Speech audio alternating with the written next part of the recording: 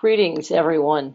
I'd like to thank you for taking some time out of your day to join Acuity Market Intelligence for our webinar on mobile biometrics, redefining digital identity and disrupting global commerce. This is a topic that has become critical to a range of markets, including the identity market, mobility market, and really global commerce. And I believe that what we're going to see in the next few years in the mobile biometrics marketing is really nothing short of astounding.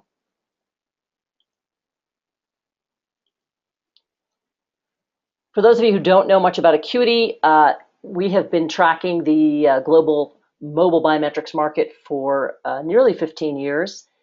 Our focus is on identity as it relates to mobile biometrics, automated border control, and secure documents.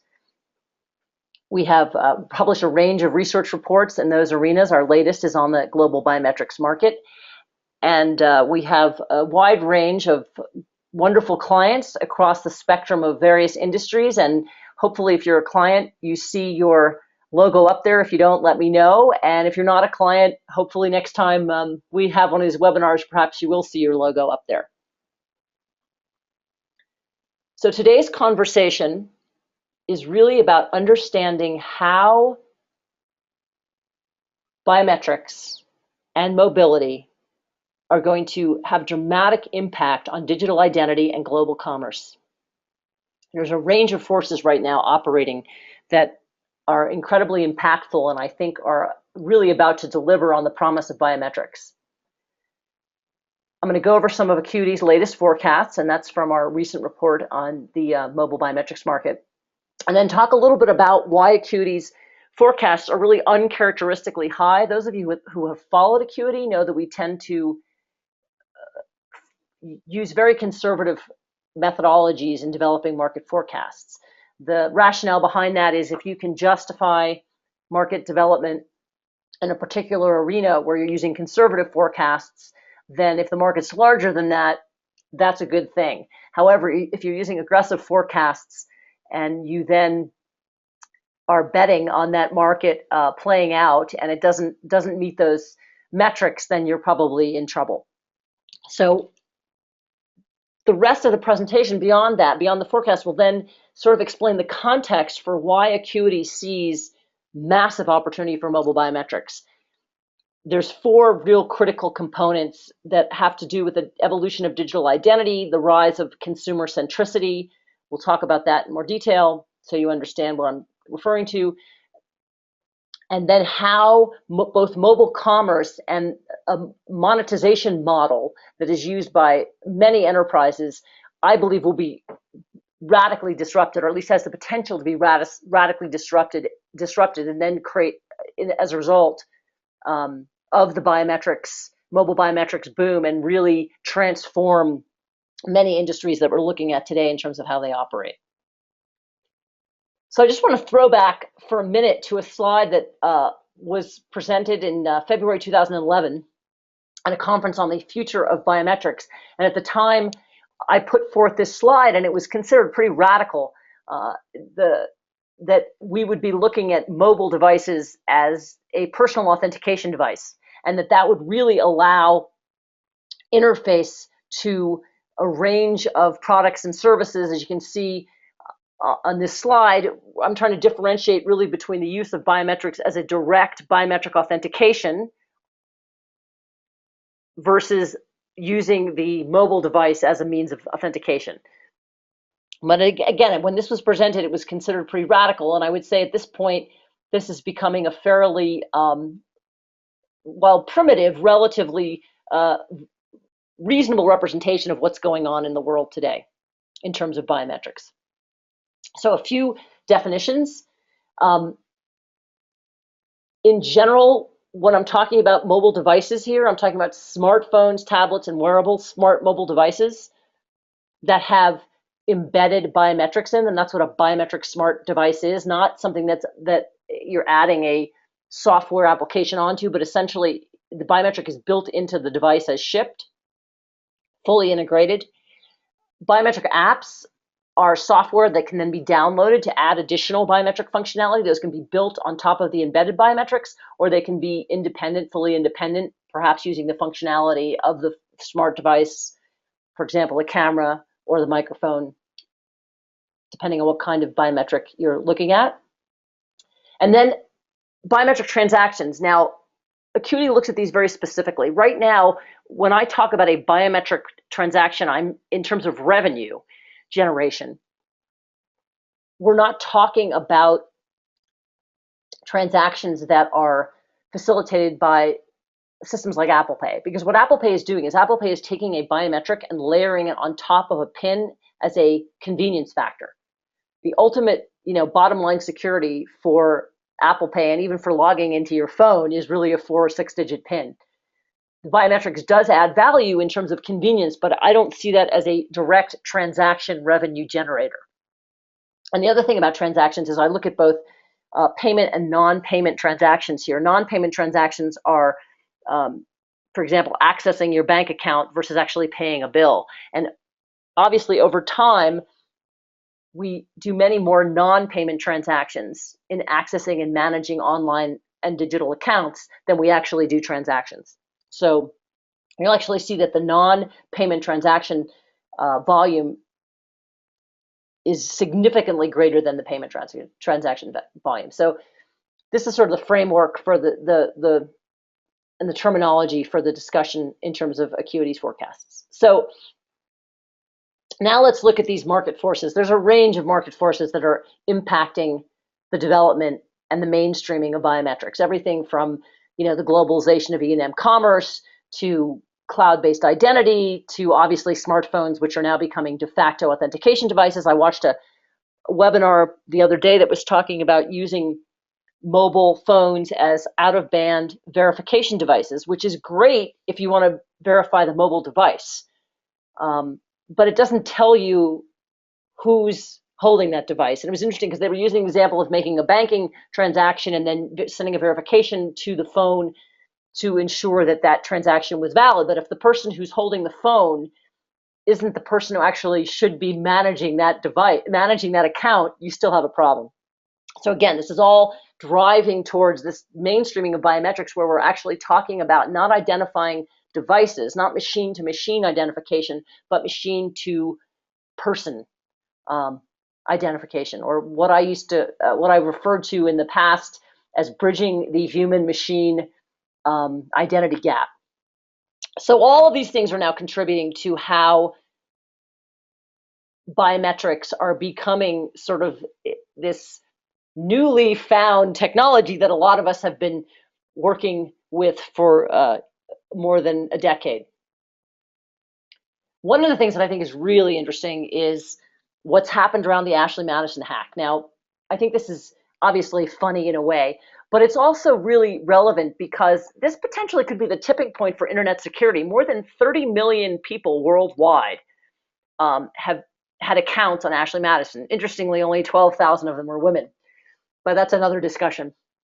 And we've obviously had other big hacks. The Sony hack was huge news, right? But in a sense, that was celebrities and famous, wealthy people and studio executives. And I think a lot of people can sort of say, well, those people, they risk their privacy. They're in a world where they're subject to that kind of privacy invasion. I think retail hacks tend to be an abstraction unless they actually impact you or someone you know. And the same thing with credit cards. I mean, if the credit card database gets hacked, they send you a new credit card. You're not responsible for the losses. So yeah, it's a bad thing, but it doesn't have that same kind of personal impact. What I think is really interesting about Ashley Madison is that it's intimate information. It's about people's personal proclivities, in the realm of sexuality. And that is truly intimate information, probably far more intimate than people's biometrics. And there are real consequences to this.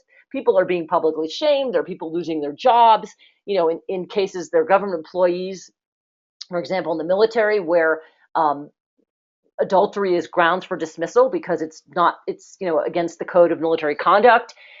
There are also people living in countries where adultery is punishable by death, and if they're found out, that is a personally serious threatening consequence to their life.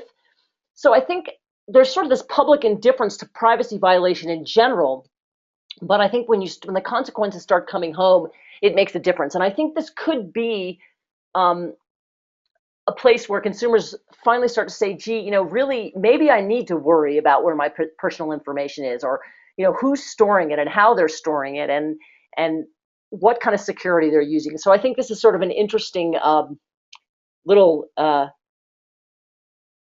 event that might begin to kind of move the dominoes, start, towards really more complete desire and understanding of what it means to protect your personal information online.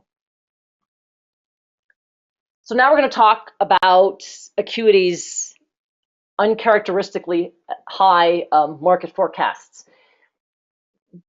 Acuity projects the revenue will be almost $35 billion by 2020, and this is total revenue for devices, transactions, and apps. So it's the full market spectrum. Another way to look at that is what the global market should be generating. This is over the forecast period, about $117 billion. And what is interesting about this slide is that the majority of revenue is from downloading apps. And the revenue generated from downloading apps can be actually because people pay on a per app basis, and maybe this is an independent app that just does biometric authentication, or it could be that your bank or your the retailer is paying on either on a per download basis or on some kind of a volume basis to develop apps that integrate biometrics, and there'll be revenue going to that piece of the biometric development that's integrated into that app. When I first started doing this research, I thought transactions would really be the largest percent overall of revenue, and this next slide shows you sort of year on year how these different segments play out in terms of the percentage of revenue.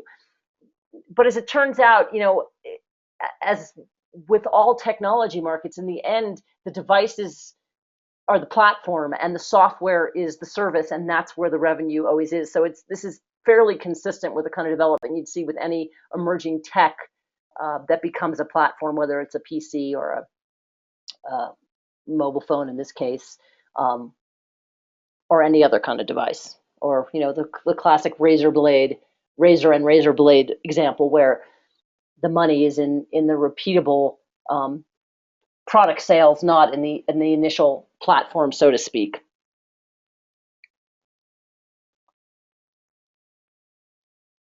This next slide shows another really important facet of Acuity's rather aggressive relative to the rest of the marketplace projections in terms of adoption, biometric adoption in mobile smart devices.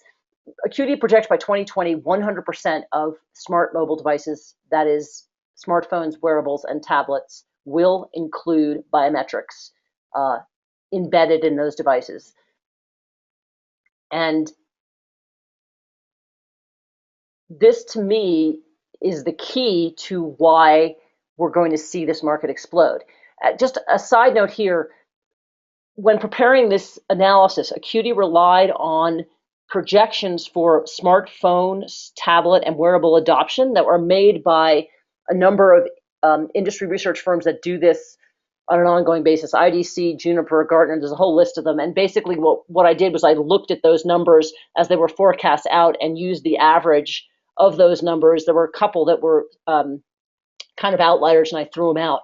But so basically I said, okay, well, what's the adoption look like for the total number of these devices, and what percentage of those devices are going to integrate biometrics? And what you see is, reasonable growth to 2016, accelerated growth in 2017 and 18, and then by 2020, 100% adoption in new devices.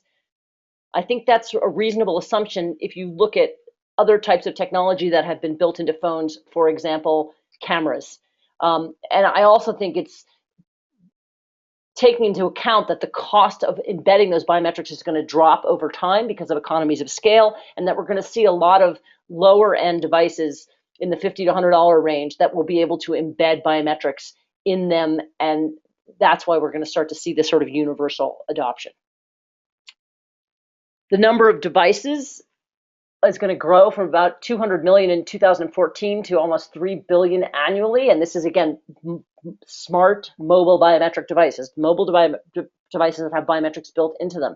And this is based on the numbers, again, of devices projected to be sold on an annual basis by those, range of market research firms that monitor this market. This is another view of the market in terms of the breakdown. Obviously, smartphones dominate. They'll continue to dominate. I think there's going to be an interesting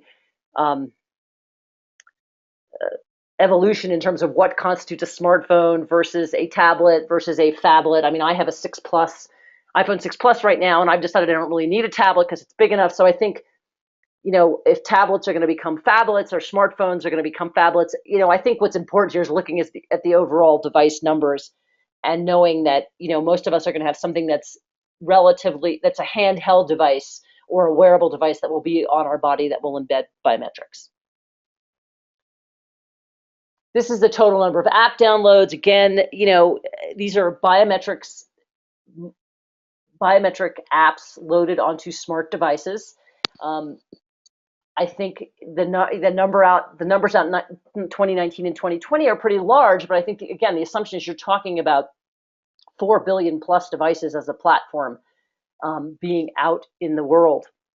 So this is not a huge number given the platform that does exist, and the idea that there'll be regular updates to these biometric applications based on maintaining leading edge security, making sure whatever encryption technology and security technologies are the latest and the greatest, because as with all technologies, as biometrics progress, there'll be folks out there trying to figure out different ways to break through, and there'll also be issues where specific algorithms may be cracked and newer, more well encrypted, more secure algorithms will have to be introduced. So I think this is an ongoing process. So I think you're going to see these numbers and continue at a fairly level pace once we get out to that 2020 timeframe. I think we can safely say we're going to be seeing, in the range of 5 billion applications, biometric apps downloaded on a regular basis as we're continuing to improve security and maintain an edge over the bad guys that are trying to break through this stuff. And I also think we may be introducing better, more intuitive biometrics. I think all of that is taken into account when you start looking at the volume of application downloads. Okay, transaction volume. Again, these, in terms of overall volume of transactions, this does include transactions that are conducted via embedded biometrics on the device, but it does not. So this is the overall total number of transactions that can be used either through an app that's downloaded onto a smart biometric mobile device, the embedded biometric in that device, or even a smart device that does not have an embedded biometric that you download an app to allow you to do a mobile biometric transaction. Again, as we get out to 2020 and we start talking about 100% adoption of embedded biometrics, that third category of non-biometric smart device with a biometric app on it gets smaller and smaller. But over the next 5 years, we will be seeing that capability available to folks that have smartphones that don't have biometrics embedded in them. This chart shows the relative ratio of payment versus non-payment biometric transactions. And as I said earlier, the volume of payment transactions far exceeds the volume of non-payment transactions. That's the nature of the way that we interact with our information. As we have more and more biometric control over personally identifiable information and our accounts that contain them, we will have more and more non-payment transactions that require biometric authentication. Okay, so now we get to look at these forecasts, right? This is Acuity's forecasts versus the rest of the world. And it's a very funny position for me to be in because, as I said, traditionally, I'm always justifying why Acuity's forecasts are so much more conservative than everybody else's. But I think what's so interesting about this is this notion that a lot of the folks that are doing forecasting now have not been in the industry for a long time. There's new players that have sort of jumped in, and there's different perspectives that people bring to this market when they're doing this kind of analysis. What's driving me right now is this broader vision of what I think biometrics are capable of doing in terms of transforming and disrupting the marketplace. And that's what I want to talk about now. So Acuity sees this massive opportunity and a massive scope, market scope. And it really exists around two fronts. And one front is really the notion that the ownership and control of our personal private information, our identity information, our identity documents and credentials, any information that can be used to personally identify us is going to be shifted into our control. Now, there's a lot of forces out there that will not want this to happen. And there's entrenched interests that really see this as a threat to their business. But in the end, and again, I go back to the asset management example as a tipping point. I think that the demand from consumers to have control over their information is going to become so strong, and the fear is going to become so strong that the risk of damaging this mobile digital infrastructure will be so high that this transformation is going to happen. The second front is related, is that impact on businesses that are based on data aggregation. We have an entire ecosystem of businesses that make money off our personal information, and I pick on Experian, TransUnion, and the third credit union here in the U.S. Not the credit union, the Credit Reporting Bureau, and then Google and Facebook, and because these are sort of the big names. But these are enterprises that rely on the monetization of personal information, and if that model is threatened, then their businesses are threatened. And people react and say, well, how could you say that? How could a company like Google or Facebook be threatened? But I'm old enough to remember companies like CompuServe and AOL and Digital Equipment Corporation, and even Kodak, which is a great example, which had a $10 billion business in film production, which dropped in a decade to $1 billion. Now, $1 billion is a big business, but not when it used to be 11. They lost 90% of the revenue on their film business because they didn't understand what digital cameras were going to do to the marketplace, and they invented digital cameras.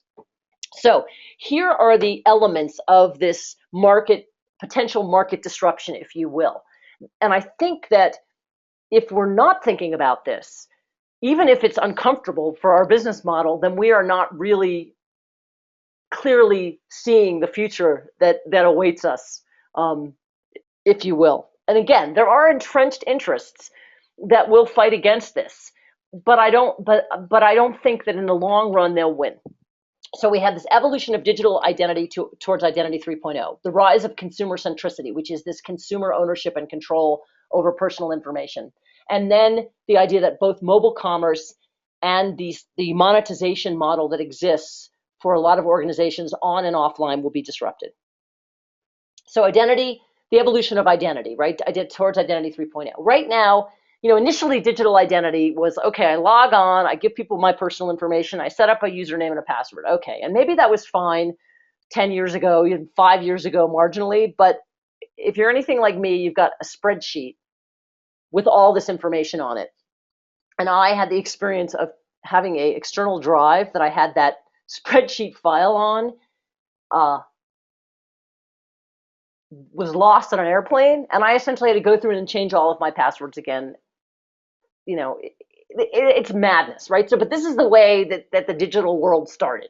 And we had all this information and all this personal stuff being loaded onto all these websites, and really we had no idea how well they were storing that, and how well they were securing it. And we found over time that obviously even banks and big retail companies haven't done a very good job of that. Identity 2.0 is sort of where we are now in a way, which is okay, so now I have a Facebook account, I have a Google Plus account, whatever. And then when I go somewhere else, they want me to use that account to log on. The only caveat being then they're going to like get my friends list, or they're going to get all this information. And again, it's more convenient for me as a user, right? It's more user centric, but it still does not protect my privacy and security at any level, right? It's this, initially when they were talking about Identity 2.0, it was more based on sort of a concept of federation and security tied into federated identity. But that really isn't what it is today. What it really is today is I can just share my credentials and then I don't have to enter all this data in. It's a lot more convenient for me. But again, it doesn't solve this problem. Identity 3.0 is really the next generation of digital identity. It is moving towards a system where, through the use of, quote, strong authentication, or biometrics, as I like to say, that's what strong authentication is, and anonymity. So in other words, it allows me to have control over my information. It increases my privacy. It creates more of a secure, consumer-centric ecosystem that allows me to operate feeling much more in control and being able to make choices about what I want to share and when I want to share it. So this is the future of identity.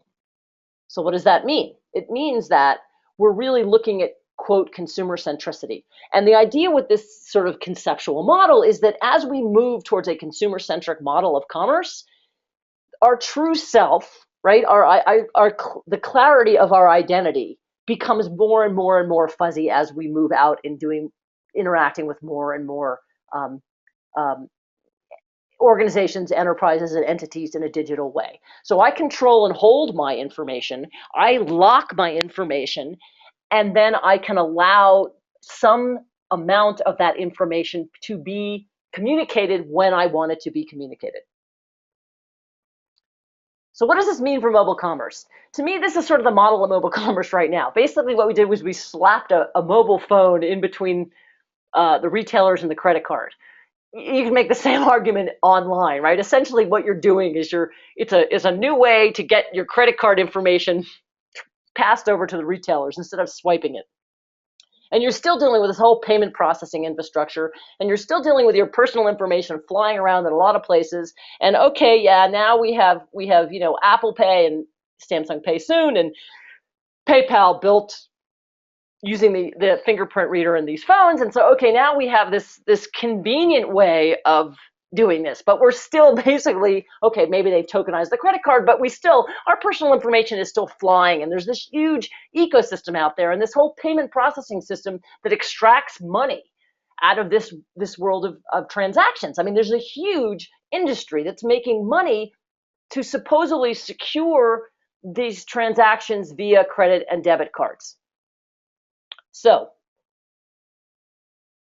to me, the first step in trying to harness this notion of, personal control of our identity, if you will, is to actually offload that biometric identification to a third party and to do it independently, so that biometric identification is not linked to any other personally identifiable information. All you're doing is saying, yes, this really is the person who's trying to conduct this transaction. The problem, of course, with all of the Samsung Pay and Apple Pay as they stand today is that really, as I said earlier, it's convenient, right? You're using your fingerprint, which is I love Apple Pay, don't get me wrong. It's way more convenient than having to pull out my credit card. But I can use a PIN anytime I want, so it's not really more secure. If you offload that biometric identification to a third party, yeah, there's issues. This is stuff floating around the cloud. People get hysterical. You can't have biometrics in the cloud. But I argue if your biometric in the cloud isn't linked to any other personally identifiable information, even if you get that biometric, what does it tell you? So I think this is going to be sort of the first step, which is like, oh, we can do more secure biometric authentication independently. And then what happens is you move to a system where maybe the payment processors start saying, okay, well, maybe that has to get built into my system too, because, oh God, otherwise these guys are going to go off there doing that, and then our system isn't as secure. But ultimately, I think what happens is that whole payment processing system gets disrupted right out of existence, because they exist to secure the transaction. They exist so that you can use your credit card in a secure way. and that everybody takes the little piece of the transaction value and ensures that everybody's getting the money they're supposed to get, and the transaction's going to go through. If you can use biometrics to basically disrupt that whole transaction system, and I like to think of it sort of as a Target card on steroids, right? I use a Target card. Why do I use a Target card? Because at Target, I get 5% off when I use my Target card of everything. They figure if they can cut that whole payment processing system out, and obviously there's still payment processing because they have their own credit card, but there's not as many hands in the pot. And so they're passing that savings on to me as a customer. So with the advent of this sort of independent biometric authentication and mobile commerce, to me, I'm like, well, so why can't we just go right through the bank? Why don't I go directly from the bank? And if Target wants to issue me credit, why can't they just issue credit on demand? Right? We're really removing a lot of those intermediaries that whose whole purpose in life was to secure the transaction, because now I'm in Target all the time. I spend thousands of dollars there. They know me in terms of the identity that I present to them, the information that they have about me. Maybe they don't know my social security number, or they don't have my driver's license, but they know how much money I spend, and they know how much they're getting out of my bank every month. And they can make a judgment as to whether or not they want to issue credit if I want to, buy a TV that costs $2,000 as opposed to just spending my typical $200 or $300 there. So this is the first piece to me of this disruption, if you will. The second piece has to do with this monetization model. And as I said, I'm picking sort of on Google, Facebook, Twitter, Experian, Equifax, and TransUnion because they're easy targets. But the way the world works now is these guys, they own my data. They have a ton of data about me. And I interact with them. Sometimes I have to pay them for my information, right? And then they're basically packaging that stuff and selling it to retailers so they can advertise, and the retailers are paying them a lot of money for it. It's a good gig if you can get it. Here's the problem. I think if we move to a model where I control my personal information, and that includes transaction information, then these guys now have to deal with me directly. If they want access to some presentation of my identity to sell to these retailers to help them target market to me, they're going to have to pay me for that. Just the way Target pays me to use their red card. They give me 5% off. So this to me is sort of the intermediary model. And I think eventually what you could say is, well, at the end of the day, do these guys even have a viable business model? Because maybe like Target, they just want to pay me directly. And so that means is either these guys have to come up with a different business model. And I'm not saying that necessarily Google, Facebook, and Twitter are going to disappear per se, but these are advertising-based behemoths. And the same way that Kodak lost 90% of their business, potentially, if advertisers don't need them to reach me, then what is the purpose that they are serving, and how do they pay for allowing me to, take pictures of the lake this morning of the balloons that were flying overhead and share that on Facebook with everybody? So I think you have to really seriously take this into consideration. And if you think about it this way, biometrics' role is so critical, and the focus that the biometric industry has to have, and the different players in this market space is, how are you going to make these models evolve in a way that you have a business? Obviously, the biometrics guys, there's a business there, particularly if this new class of sort of identity service providers, if you will. But the other players on the field have to figure out how to adjust, because I think that this is coming. And I think if you don't think it's coming, then that you don't really have a complete picture of how this market's going to evolve. And this is, again, why Acuity is so aggressive with our market forecast, because I really think this is where we're moving towards. I don't exactly know how we're going to get there, but this is why I think we're talking about huge volumes of biometric revenue. And again, this is just the mobile biometrics market. I'm not talking about what's going to happen in automated border control or digital credentials or any of that stuff. This is really wrapped around this mobile world. And you can, if you start to think about this, you can start to think about how that relates to how it moves into the enterprise, how it moves into the government space. There's a lot of complexity there, but also I think the idea of consumer control of information and actually having some of that live in a cloud with biometric locks on it may open up the use of biometric devices in the enterprise space, for example, because you can then I think more easily wall off some of the personal information from the business information and vice versa. And again, why I think this market is so huge. So this was actually the title of a press release I put out not too long ago, which got a lot of interesting attention because I think it is kind of it's a pretty aggressive statement. But I think the market really is poised to explode. And I think right now we're releasing biometric Cs to reduce friction and to simplify user experience and, as an overlay to pins and passwords. And that's great. Why? Because we're training the entire globe on biometrics. People are becoming more comfortable with it. A lot of the sort of mythology about it is being shattered.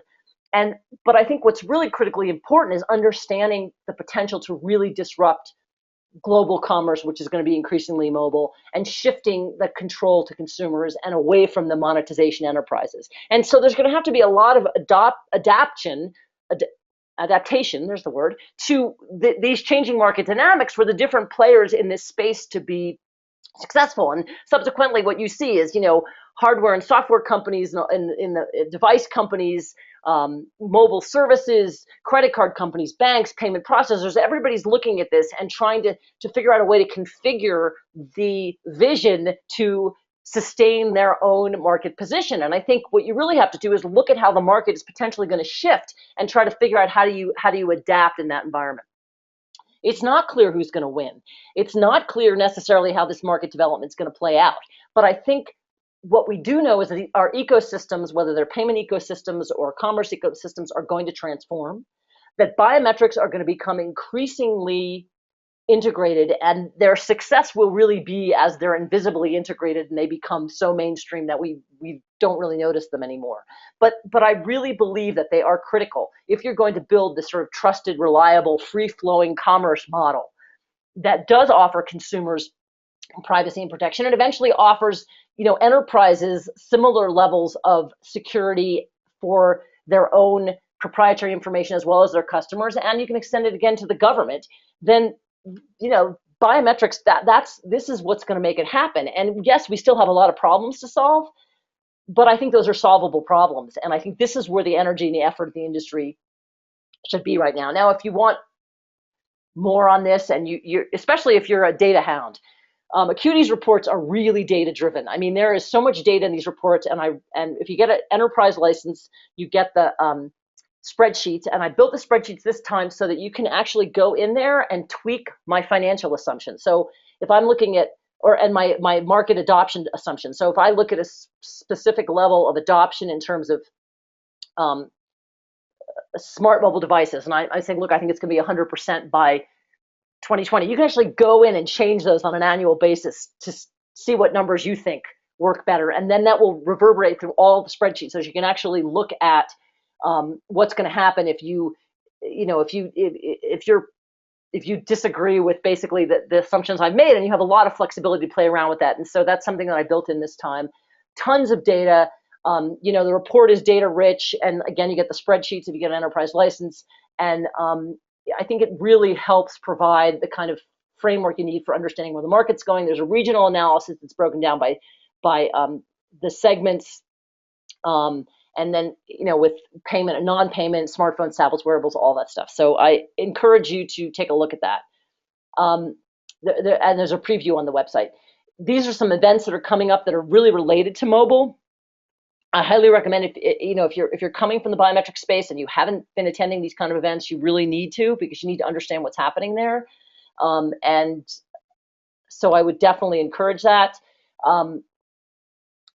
There are handouts that are attached to the webinar. You can download those. The report preview, as I said, is available on the website. It's also one of those downloads. And if you have additional questions, feel free, as always, to contact me. And the next place that Acuity is going to be focusing on is really biometric mobility in the enterprise. So we're going to take sort of this data and this thinking and this context and say, okay, what does that mean for mobile biometrics in the enterprise? I truly appreciate you spending some time with me today. As always, please contact me directly if you have follow-up questions, comments, and I hope you enjoy the rest of your day. Thanks again so much for joining us.